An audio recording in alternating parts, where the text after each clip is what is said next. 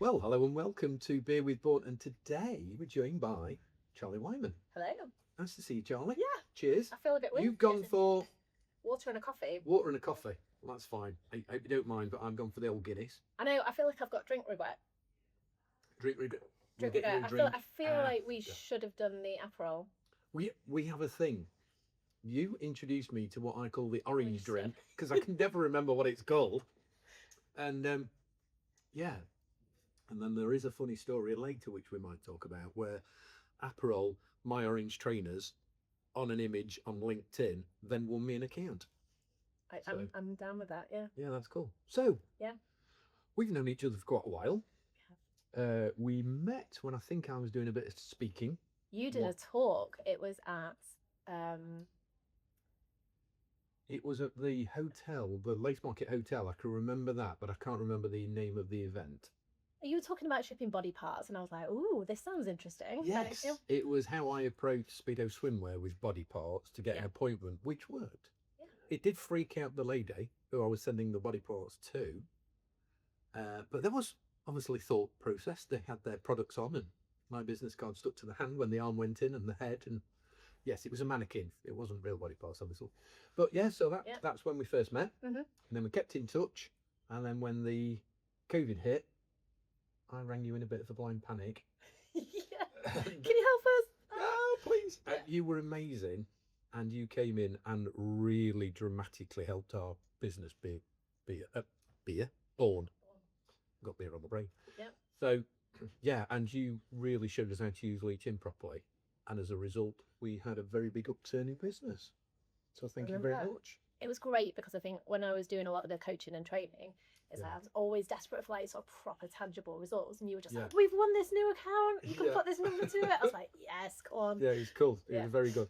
And I've just said to you off camera, I need you to give me another bit of a G up because I seem to have gone slightly off piste, and I need to get back on.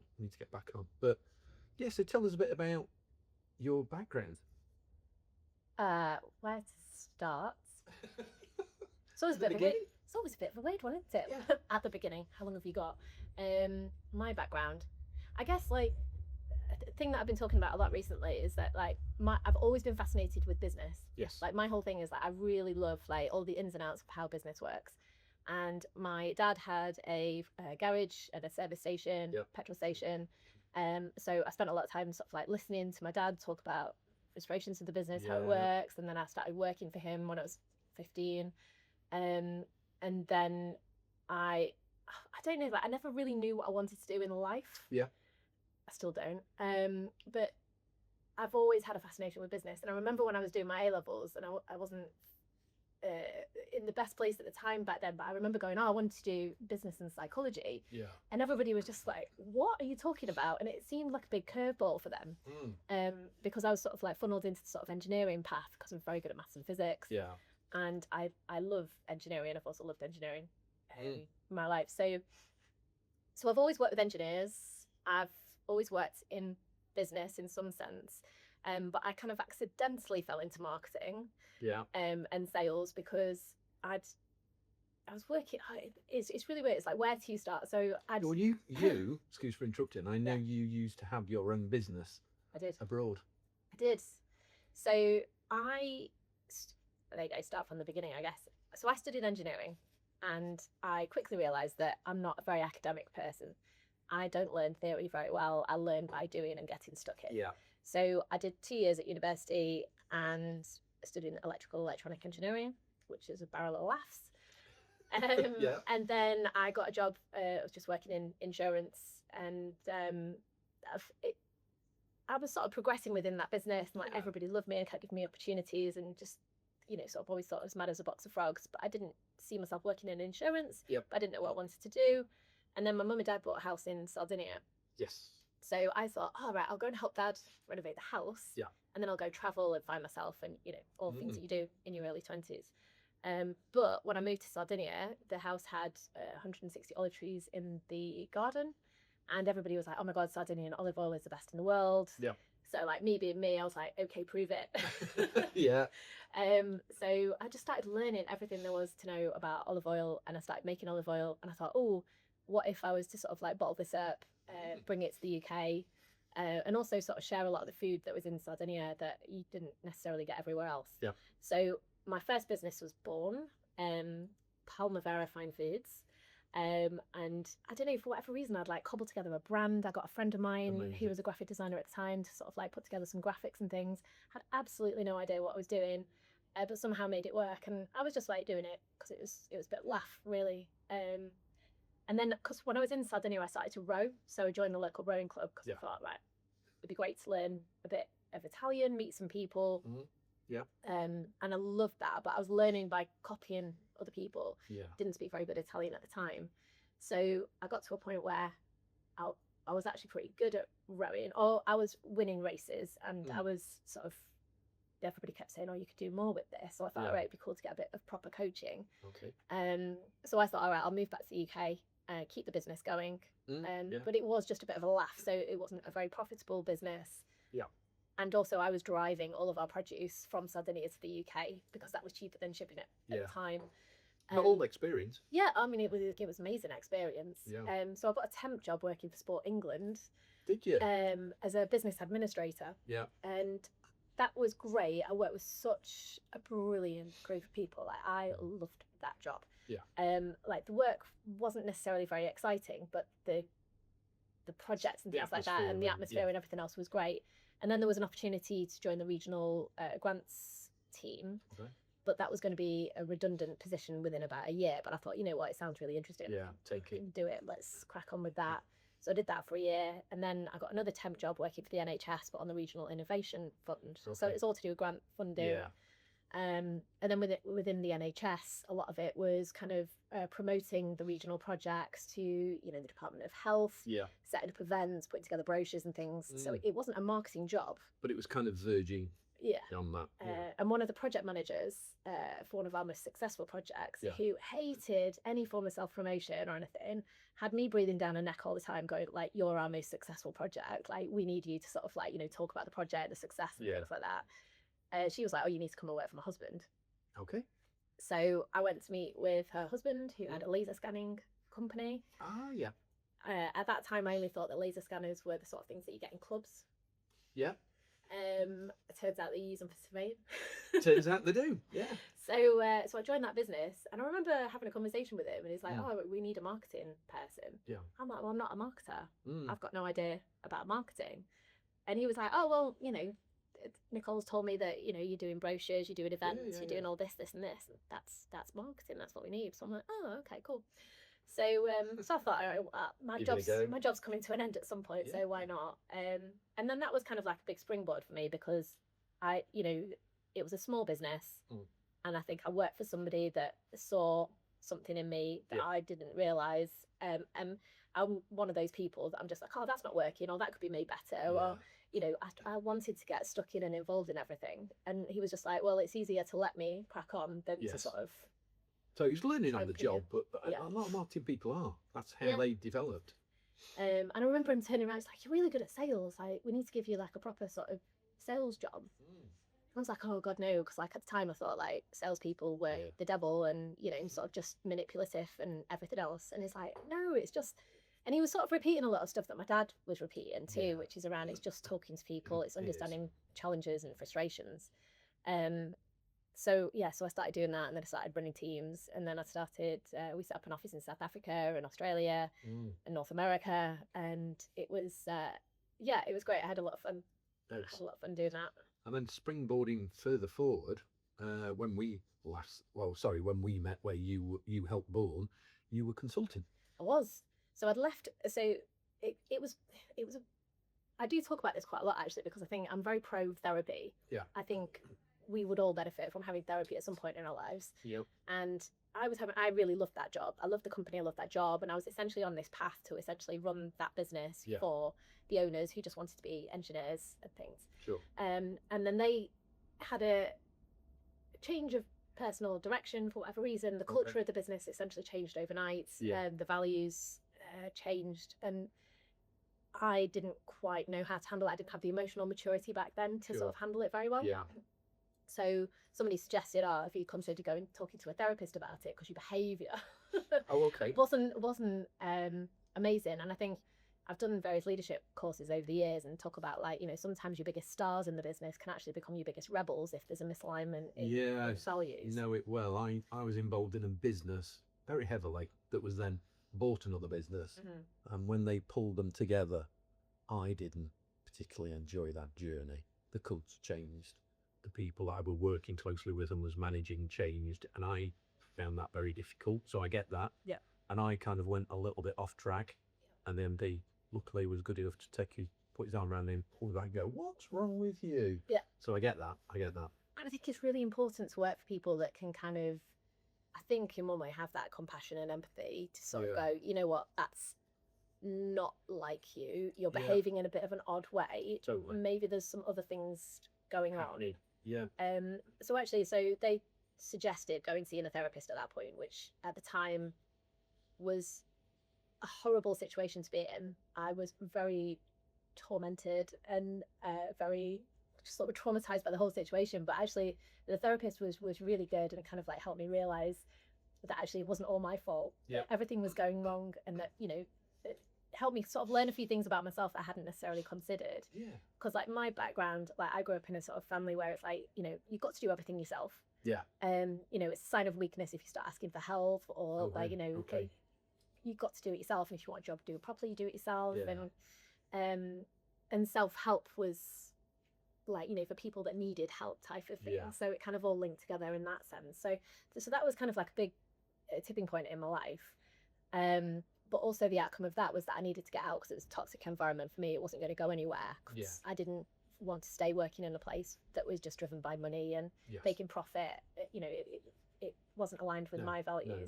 So I then applied for a job that came up on LinkedIn. Actually, a friend of mine was like, "Oh, this sounds right up your street," and it was launching a telemedicine solution to the commercial shipping industry. Okay.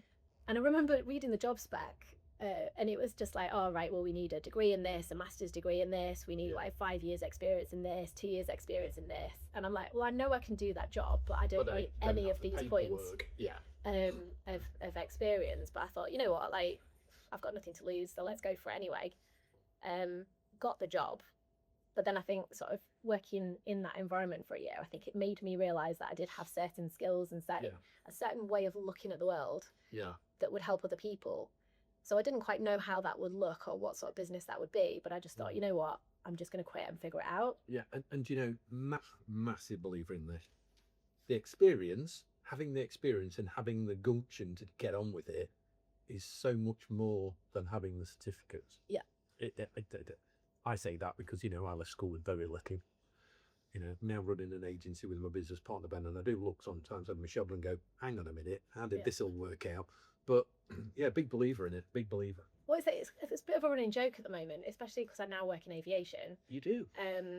In the only things I'm actually qualified to do is coach people in rowing and Olympic weightlifting. Well, it's a good skill to have. So yeah, I think as well, like the whole psychology, the sports psychology and coaching and things like that as well, and you apply it to business, and it's all like it's all around high performance and completely. I love anything to do with psychology. I completely understand because of Ollie, my son, who is ex-athlete, elite athlete level status that then is now a commodities broker. Who the hell would have thought that one? Yeah. So yeah, I'm a big believer in. Because the people who are that level sports have targets, they hit it, they're driven, they don't give up, they just want to get to the end line. Yeah. So I totally get that. I think as well, I think that for me, in marketing is a bit of a weird one because I always kind of come back to that marketing piece. It's that for me, if you want to achieve success in business, you have to understand marketing. You do. And there's a lot of business owners that get really frustrated with marketing. There's a lot of marketers that I feel like make it way more complicated than it needs to be. Yeah, definitely. I'm a big believer in keep it simple. Yeah, because it's simple. It's not easy. Totally. It's not easy. It's not easy, but it's simple. It's just thinking it through. Yeah. What's the end goal? And putting the steps in place. Yeah. And I know that's simplifying it massively, and a lot of marketers will probably disagree with me on that one. But it's amazing how many people we probably both know and bump into that run businesses who do not get marketing. Yeah. And they confuse it with sales. Yeah. And I've worked with a lot of those people.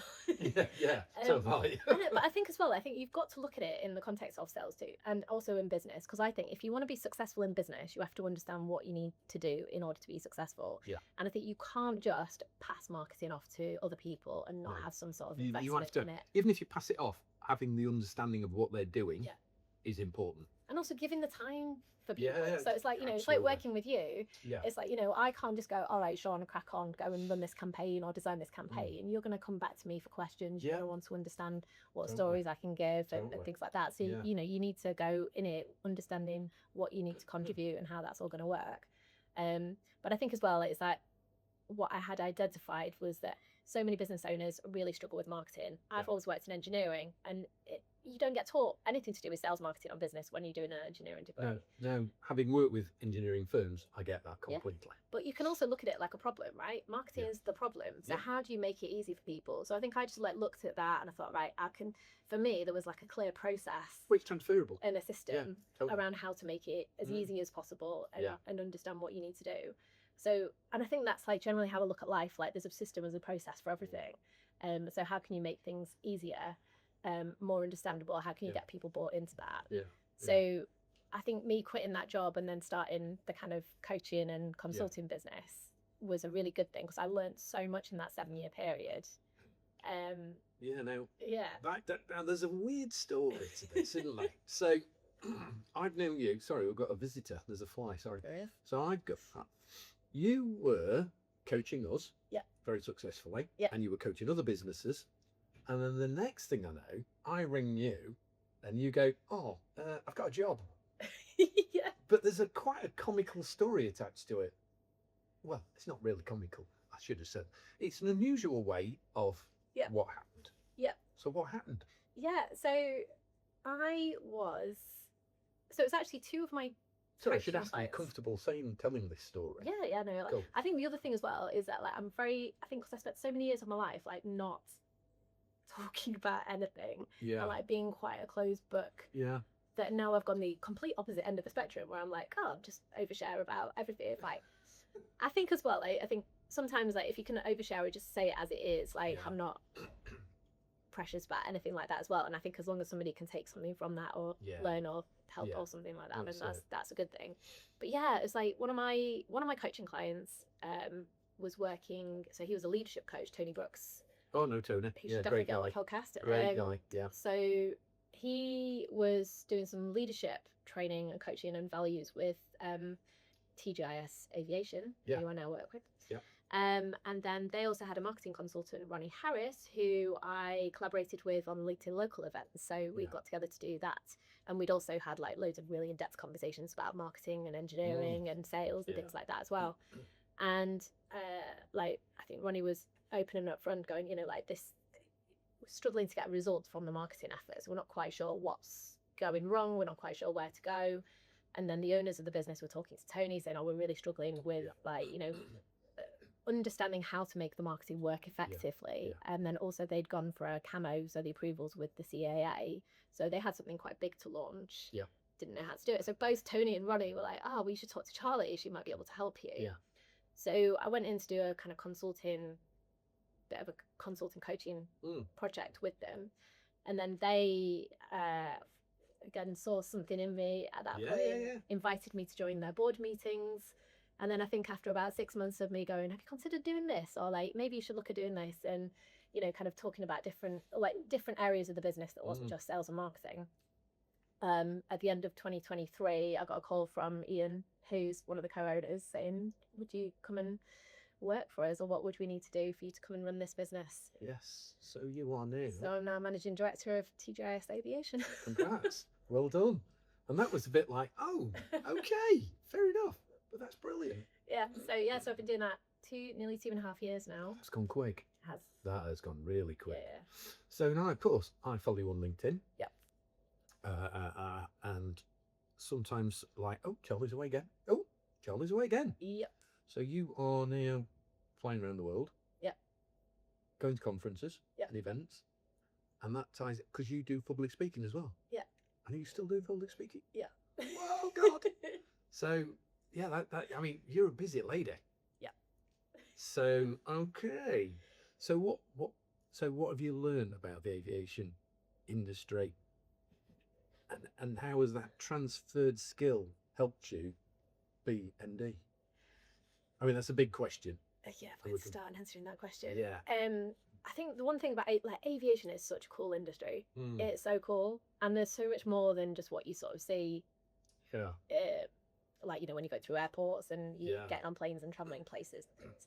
So as an industry, it is brilliant. Yeah. I think when I joined it as well, everybody was like, "Oh, you'll never leave aviation. It's the best industry in the world. Like, everybody is amazing. Everybody's collaborative, supportive." And I remember going, "Yeah, everybody says that.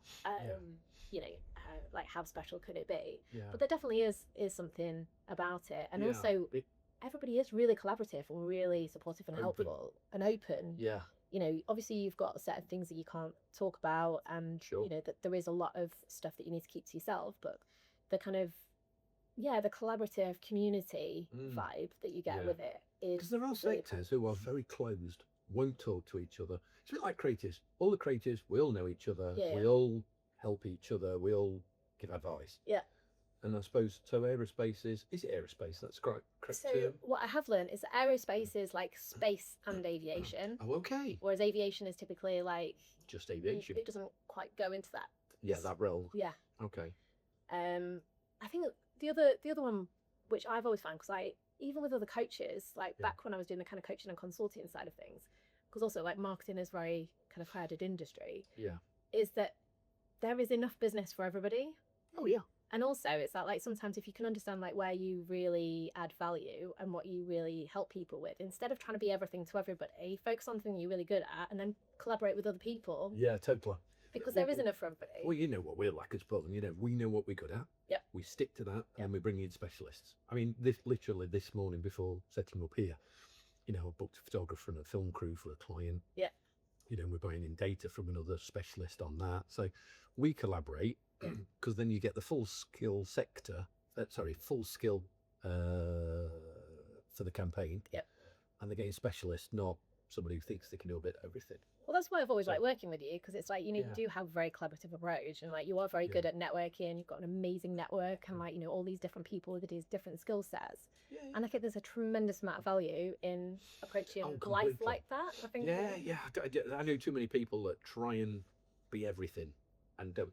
Yeah. They do very good things in there, and then they that's a bit watered down. That's not so great. And I think just pulling people in and being honest and going, "Oh, it's not us, but they're really good." You know, I can remember taking you to a client up in Yorkshire, a large engineering firm, who were, I think I mentioned LinkedIn to them, and they almost sort of kicked me out the building. Yeah, and I was like, "Oh, you really need to meet Charlie." And the ones that were, "I'm not interested, I'm not going to do it," were then the raving fans after being trained. Yeah. And now have taken that on board and have been quite successful. Yeah. Well, actually very successful. I think the whole thing about LinkedIn is really fascinating, because like I resisted that for ages, and I like resisted going, "Oh, I'm a marketing expert," because I think I'd always grown up with people kind of like really not valuing marketers. Yeah. And then also with LinkedIn as well, it's just like, well, at the end of the day, like LinkedIn is just a tool that helps you do things. Totally. But it's also something that allows you to differentiate yourself. It's just like, right, actually, I can help you leverage this tool to be able to do stuff. Sure. But also it kind of gets your foot in the door, and then it helps you understand how you can like really help a business. Because LinkedIn's it's all about personal branding. It's all about networking, and it's about like relationships. I know when we worked together and you were training us, there was a light bulb moment for me where I was like, "Oh, I get it now." Yeah. I genuinely thought I knew what I was doing. And I think you very politely was almost like, "Oh, you don't really know what you're doing, Sean," in a very nice way. But then I was like, oh, that light bulb moment clicked, and genuinely it was a bit of a revelation for us, because we then quite quickly won 3 sizable accounts, which you know about. Yeah. And I do and this is, I open LinkedIn before I open my emails in the morning. Yeah. I've got into a habit of, I know where work comes from, so I'm going to prioritise that. And although we've not won an account for a while on LinkedIn, I am still very active, and it's helped me in other areas. You know, I found brilliant suppliers, and I found great people to collaborate with. And I mentioned to you earlier, I've gone a little bit off piece, and I need to crank myself back into position. But yeah, it's a great tool. And I'm always saying to new potential clients, "Are you on LinkedIn? No, why the hell not?" But also it kind of like focuses your efforts on a particular thing It too. does. But it's that kind of coming back to, you know, because like I've gone from sort of training people and coaching people around how to like leverage it as a tool for personal branding, networking, relationships, sales, marketing, all these different things, to now like back to using it myself again. Yes. And I did have like a bit of a conundrum, if you like, because when I joined TGIS Aviation, obviously I was like managing director of an aviation firm, but I didn't want to just sort of like go, oh right, well I'm just going to fall into that trap of only talking about aviation on LinkedIn. But also because I still do speak at events. Yes. And that the best thing about like now having the sort of managing director job is that I can actually speak about the topics I really want to speak about. Yeah. Which is more around sort of like self-worth and this whole concept. And it annoys me a little bit, but there are some really good speakers on confidence. Yeah. But like I get really annoyed where people like get up on stage or like they'll hire speakers going, oh, you just need to be more confident. And it's like, here's a toolkit on how to be more confident. And it's like, it's a load of crap because you don't need more confidence. And I think there's a lot of people that wait to do the thing that they want to do because they're like, all right, well, if I just do X, Y, and Z, then I will feel more confident, then I can do the thing. Yes. Whereas my view is that actually if we just reframed it so that actually we just need the courage to give stuff a try, or the courage just to sort of like mess it up or like crack on even though it's a bit messy, then that confidence will come as a result of taking action. So so I'd kind of like gone from doing a lot of keynote talks around sort of sales and marketing and the psychology around putting yourself out there and things like that, like now my kind of primary keynote talk, which is around courage in motion, which is just around like, right, okay, well, how do you move forwards, because we all get stuck at some point. So it's that like, how do you keep moving forwards despite being afraid of doing stuff, despite you know, maybe challenges that are going on in your world. And I think when I spoken to TGIS, I think as well, because I knew where I wanted to go, what I wanted to do, if you like. I was like, right, I'll do this 4 days a week, but I want 1 day a week to be you know, to do my coach. You know, I've still got a few coaching clients. I still speak at events, but also that helps me be better at the managing director job. So, completely. Actually, well, we've come to our time. You finished your Guinness nearly. I've finished my Guinness nearly, but thank you for joining us. I really appreciate it. Thanks for having me. And thank you very much. Thanks, Charlie. Cheers. Cheers.